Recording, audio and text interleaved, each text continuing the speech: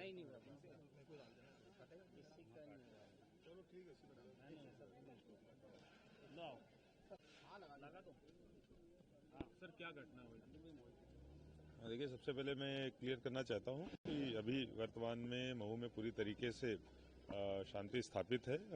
कहीं पर अब कोई भी समस्या नहीं है, इसीलिए आपके माध्यम से मैं सबसे अपील करता हूँ कि सब लोग संयम रखें और किसी तरीके की अफवाह पर ध्यान न दें। वर्तमान में अभी हमारा जो प्रयास है वो पूरी तरीके से शांति जो स्थापित है आगे भी जारी रहे, इस पर है। किस तरीके से ये घटना हुई, क्या उसके कारण रहे, कौन कौन से लोग जिम्मेदार हैं, वो सब चीज़ें अभी अगले 1-2 घंटे के बाद हम लोग निकालना चालू करेंगे और जो भी इसमें लोग शामिल होंगे उनके खिलाफ कड़ी से कड़ी कार्रवाई की जाएगी। वर्तमान में अभी शांति स्थापित हो गई है और इसी चीज़ पर भी हम लोग फोकस कर रहे हैं। कितने लोग घायल हैं अभी? देखिए, अभी घायलों की और इनकी पूरी तरीके से स्थिति क्लियर नहीं है। ये जरूर है कि जो प्रारंभिक जानकारी मिली है 4 लोगों के घायल होने की आई है अस्पताल में। इसके अलावा बाकी तथ्यों की पड़ताल की जा रही है। जैसे ही सारे तथ्य हमारे सामने आएंगे वैसे ही और इसके अलावा जो FIRs होंगी उसके आधार पर कार्रवाई की जाएगी। गाड़ियां जलाई गई है, घर जलाए गए हैं, कितना नुकसान हुआ अभी तक? देखिए, 2-3 जो अभी तक हमें जानकारियां प्राप्त हुई हैं उसमें कुछ बाइक्स के दुकान के जलने के कुछ वीडियोस भी आए हैं और जो हम लोगों ने यहाँ पर घूम के देखा है वो सामने ऐसे दिखा भी है। जैसे मैंने बताया कि अभी वर्तमान में हमारा पूरा फोकस इस पे है कि तुरंत शांति स्थापित हो जाए, किसी तरीके का उपद्रव ना हो, जिसमें हम लोग अभी तक सफल हो चुके हैं। जो बाकी की सारी चीजें हैं उनकी पड़ताल करके आगे कार्रवाई हम लोग करेंगे। देखिए, फिर मैं कहूंगा कि ये सब सारी चीजें जांच का विषय है और सभी तथ्य जब हमारे सामने आएंगे तब हम लोग इस बारे में कुछ कह पाएंगे।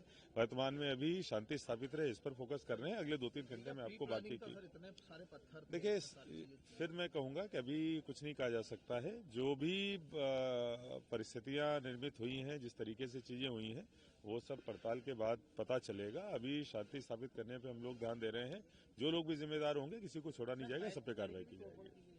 देखिए, जैसा मैंने बताया, कुछ गाड़ियों की तोड़फोड़ हुई है, आगजनी हुई है। सारी चीजों पे हम लोग पड़ताल करेंगे और जो भी आवश्यक कार्रवाई होगी वीडियो मिले सर, वीडियो आए सामने सर, जी कुछ वीडियोस दिखाए गए हैं और बाकी कुछ जो चर्चित गवाह हैं उनके भी बयान लेके आगे कार्रवाई की जाएगी।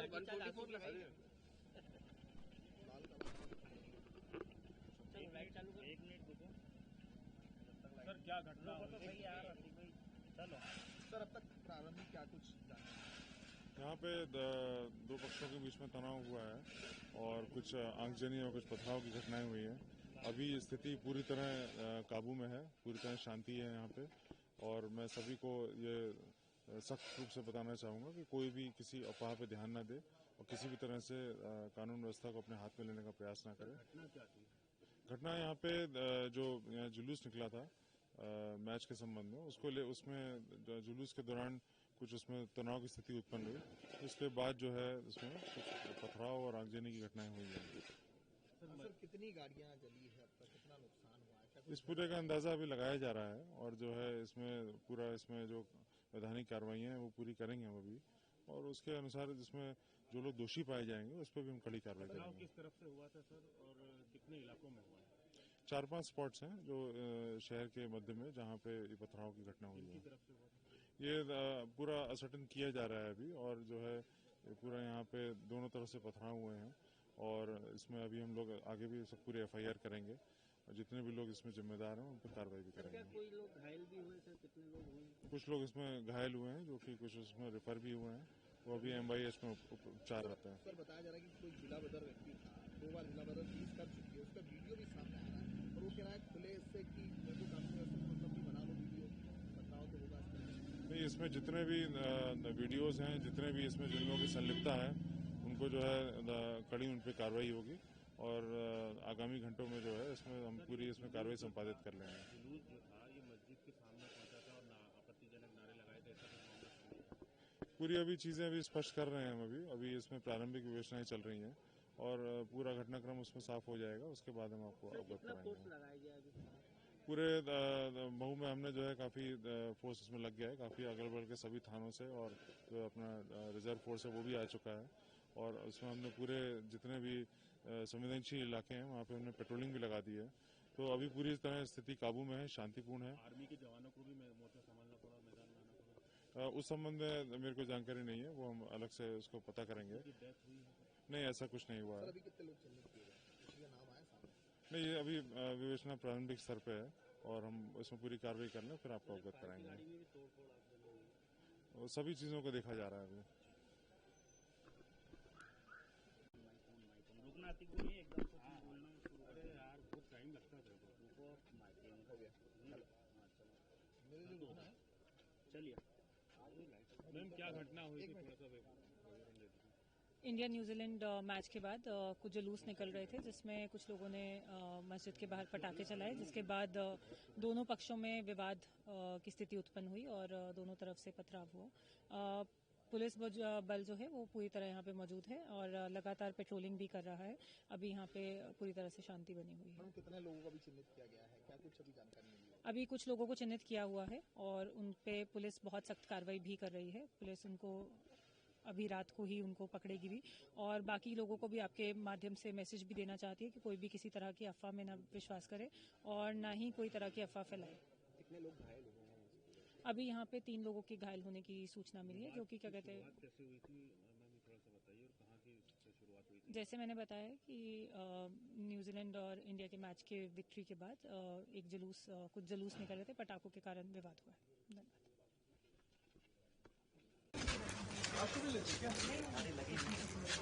ठीक है, अब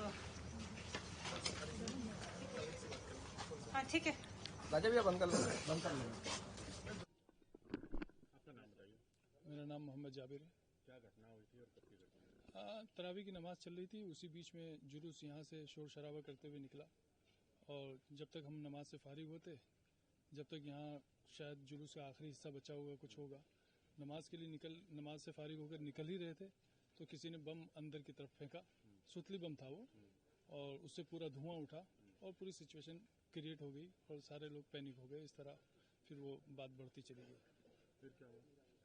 बस कुछ नहीं, बस मेरा तो कहना यह है कि मुझे समझ में ही नहीं आ रहा है कि ये जुलूस आखिर निकला कैसे, और दूसरी बात इस रूट से कैसे निकला। तो ये निकल सकता है जुलूस के लिए, कोई वो नहीं है, लेकिन किन लोगों ने परमिशन ली थी, क्या बिना परमिशन के निकलता? और दूसरी बात यह है कि अगर परमिशन ली थी तो कितनी गाड़ियों की, कितने लोगों की, किस तरह की सिचुएशन में परमिशन दी गई थी। पथराव की नौबत कैसे आई, किसकी तरफ से पहले पथराव हुआ? पथराव की नौबत ऐसे आई कि पहले वो जिन लोगों ने बम वगैरह जो भी फेंका था, उस फेंकने की वजह से उसके साथ कुछ हाथापाई हुई। हाथापाई में मैं बाहर निकला और मैंने उस आदमी को बाहर निकाला और इतने में वो अमित जोशी आए, उन्होंने बातचीत शुरू की। मैंने उनसे कहा कि ठीक है, थाने पर बात करते हैं, कोई बात नहीं, आराम से बात करते हैं। अमित जोशी यहाँ इलेक्ट्रॉनिक की दुकान है उनकी, वो आए थे और उन्होंने बातचीत नहीं, मुझे ये पता नहीं है, मैं उनको पर्सनली थोड़ा सा जानता हूँ, इसलिए मुझे नाम याद है। तो उसके बाद उन्होंने यहाँ से वो गए और वहाँ से वो वहाँ पहुँचे होंगे और उसके बाद उधर से पथराव शुरू हुआ। यहाँ प्रशासन के सामने हम बात कर ही रहे थे, हमारे साथ जो लोग नमाजी थे और इसके अलावा जो और लोग थे जो आसपास से आ गए हों, हो सकता है यहीं पास में रहने वाले, जब शोर शराबा सुना तो आ गए। तो हम पुलिस प्रशासन के साथ बैठकर उनको बिठाकर समझाइश देकर बात कर रहे थे, इतने में उधर से पथराव शुरू हो गया। पुलिस के सामने पथराव हुआ? हाँ, पुलिस के सामने शुरू हुआ।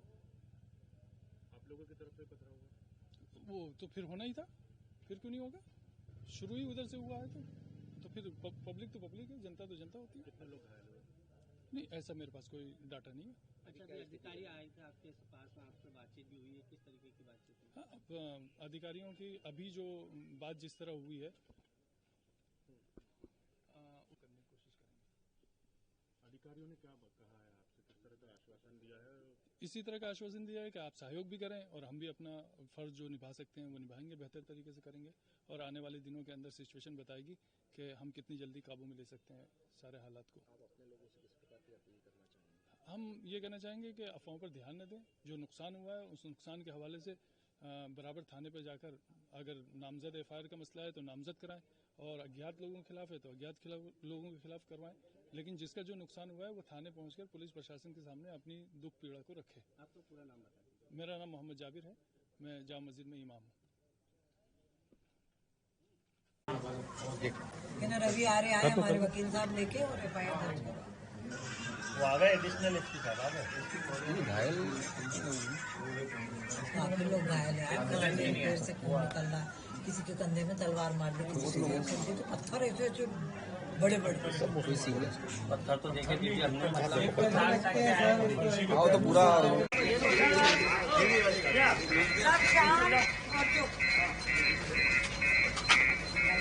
लो पीछे हो जाओ दादा। दीदी ये बात दीदी एक मिनट भैया यार हटी नहीं रहा यार। देखना भाई सलामत देना।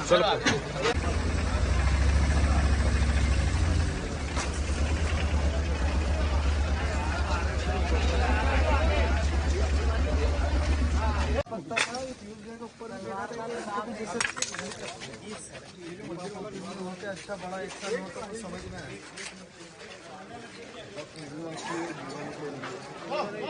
मजा है। हाँ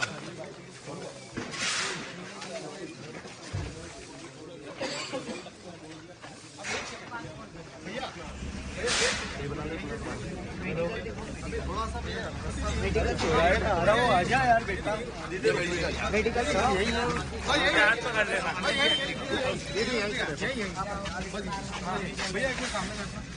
दूंगा सबके नाम कैमरे में बिल्कुल कैमरे के अंदर। थाने पहुंचो आप, एसपी साहिबा बैठी है और आप जिन जिन के चेहरे जानते हो उनके नाम कम से कम कार्यकर्ताओं को दीदी करेंगे। आपके नुकसान हुआ है तो सरकार आपकी चिंता बच्चों को लेने के बाद भी टीवी में छोटे छोटे ऊपर तक जान कौन थे ये लोग, उनको जानती हो कि नहीं आप? जान बचा के आगे हम कहाँ जानेंगे इतनी भीड़ में, हमको कैसे जानेंगे हम उनको? जानना तो पड़ेगा। उन्होंने हमारी